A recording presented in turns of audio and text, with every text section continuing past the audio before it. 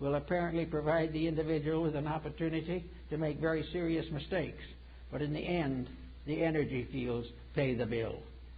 Every misuse of life responsibility, use of basic materials, the abuse of forests, the abuse of water, the corruption of air, all these things are paid for in magnetic defects. And we are beginning to recognize them now. We are wondering why some of these strange things happen that have been happening in the last few years.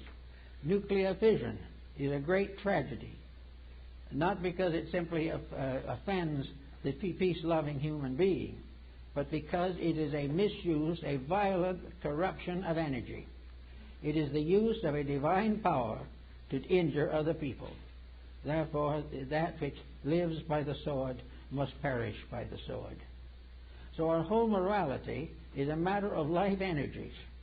It is a matter of gradually bringing all our intemperances into patterns of usefulness and creativeness and constructiveness.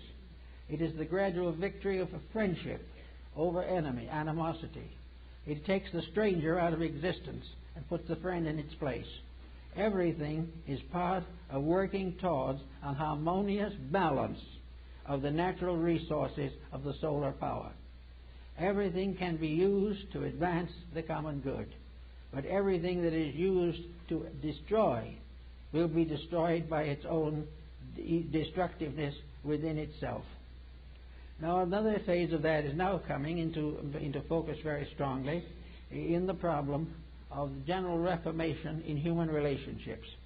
We have today a problem of marriage, divorce, adoption of children, all these different moral issues. Now we're going to have to finally settle down, and every person will have to decide whether he is going to fulfill his own purposes or whether he is going to obey the laws of nature. If he obeys the laws of nature and understands them, things will be solved. If he keeps on doing as he pleases with no consideration for values or for the rights and purposes of nature, he will be in trouble. Everywhere it is energy that must be properly used. Now we have now considerable emphasis upon the creation of new energy symbols, and this is more or less an interesting phase of our problem. The ancients used all kinds of symbolic designs to indicate energy. They had their pentacles and their signs and their symbols and their images, and in metaphysical thinking and philosophical thinking there was a great emphasis upon meditation and the mantras and mudras of the esoteric doctrine. These are very important. But now comes the question. Meditation is a mood for the distribution of energy. The power of meditation has to do with the use of magnetic energy. Therefore, the problem of meditation is very simple. You say to yourself, I want to develop a higher grade or higher level of integrity.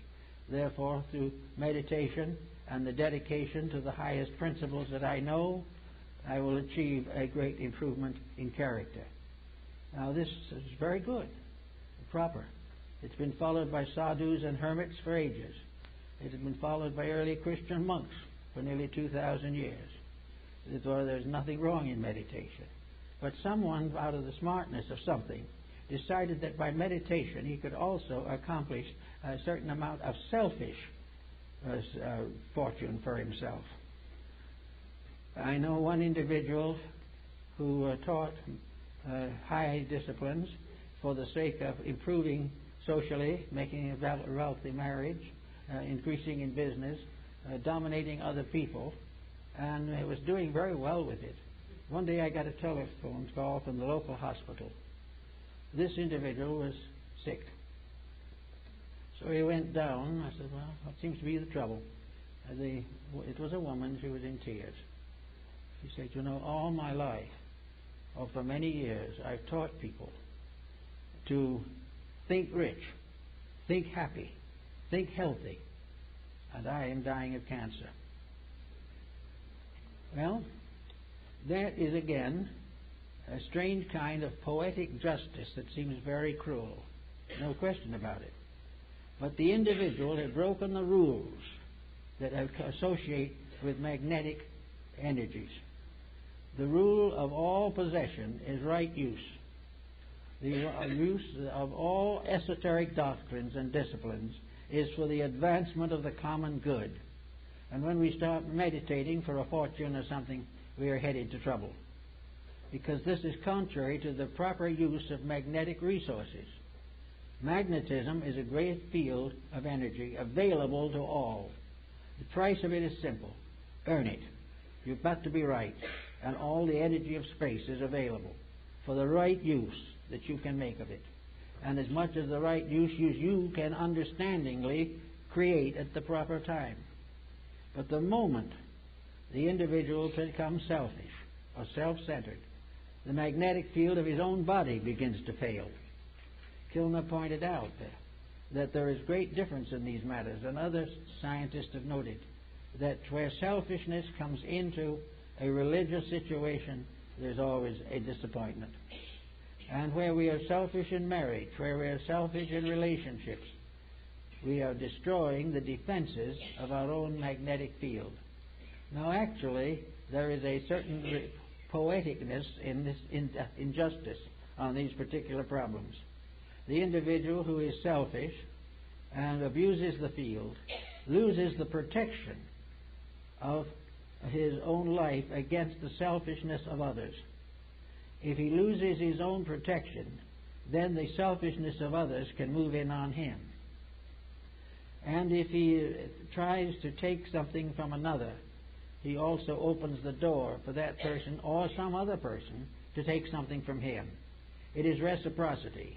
Energy is the most important and priceless of all ingredients.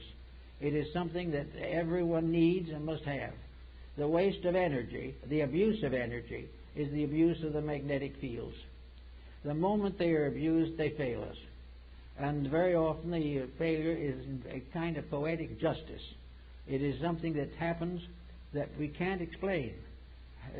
But I think we find it as clearly indicated in Goethe's line of Faust. It says, how closely fate is linked to virtue, doth never to the fool occur.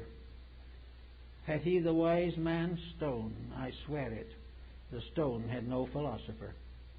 Wherever we have skill, we have knowledge, we have unusual abilities, we have been given good educations, we have been perhaps by good parents advanced in as much morality as possible, and then we go out and immediately sacrifice all that we have gained or has been helped to, we have been helped to have on our own personal selfishness. That means no wise man's stone for us. That means that we will not be able to succeed because we have, in a treasonable manner, perverted that which was our constructive birthright. So we're here today as part of a world of selfish people. We're here today with everybody trying to get theirs before somebody else takes it away from them. We're here in the presence of governments of questionable integrity, products of questionable value, and also another general factor which we must also face. And that is, we are now nearly 5.5, almost 6 billion disillusioned people. We have not much faith in anything. Every day the newspaper helps us to lose what honesty and faith we might have. We can become finally convinced that we live in a completely corrupt world. Therefore we are bewildered, we are intimidated, we are worried, and very often just simply give up and follow the line of least resistance and go down with the rest. Now this isn't really the way it was intended to be. Actually, the bad news that we have has nothing to do with us unless we're part of the bad program. Now you might say, well, it's nicer to imagine a world in which we could all work together. There's no doubt about it. That would be much better. But until such time, the individual who is trying to be right has got to be careful that he is not infected by a common disillusionment. He cannot afford to say everything is wrong and mean it. He's got to hold inside of himself a realization